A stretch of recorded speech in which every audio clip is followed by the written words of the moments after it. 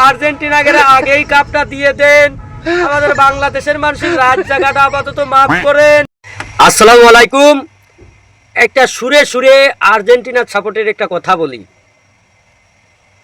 আমরা দল করি আর্জেন্টিনা, আমরা হাত দিলেও গোল, পা বল দিলেও গোল, বলে ঢুকলেও গোল, বলে না ঢুকলেও গোল, অফসাইড হলেও গোল, অফসাইড না হলেও গোল, গোল তো গোল। যদি একবার আমাদের বলটা জালের ভিতর ঢোকে, এই গোল আর প্রেসিডেন্টও ঠেকানোর ক্ষমতা রাখে না, কারণ আমরা আগেই উপর থেকে সব সারিয়ে নিছি। আরে গোল ঠেকা হবে কে? আমরা তো আগেই সব সারিয়ে ফেলাছি, কেউ ঠেকানোর নাই।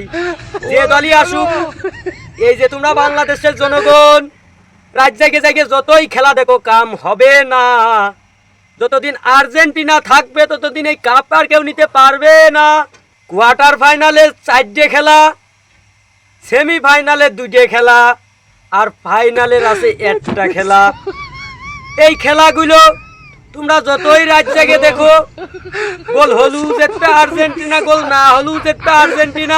যে কোনো কারণে লিভারি দেবে খালি বাসি, টাচ লাগলু দেবে বাসি, ছোঁয়া লাগলু দেবে বাসি, যাই হোক দেবে শুধু বাসি। দিলি ফাউল, ফাউল হলু ফাউল, না হলু ফাউল, তাদের জন্য ফাউল। এই সুযোগটা শুধুমাত্র এক আর্জেন্টিনার জন্যই প্রযোজ্য আছে।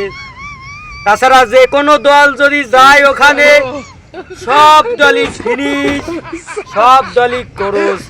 অবশ্যই এতে মোবাইল ধরা বলে আমি কোরসটা দেখাতে পারলাম না, আপনারা বুঝিয়ে নেন। কারণ আপনি যতই যে দল সাপোর্ট করেন, ইসলামিক হোক আর সেটা ইহুদি হোক, ওই আর্জেন্টিনার থেকে ওই কাপ নেওয়া সম্ভব না। আর্জেন্টিনা গোল দিলেও সম্ভব না, গোল না দিলেও সম্ভব না। গোল দিলেও তারা কাপ নেবে, গোল না দিলেও তারা কাপ নেবে। তাই সুতরাং আর্জেন্টিনাকে আগেই কাপটা দিয়ে দেন, আমাদের বাংলাদেশের মানুষের রাত জায়গাটা আপাতত মাফ করেন।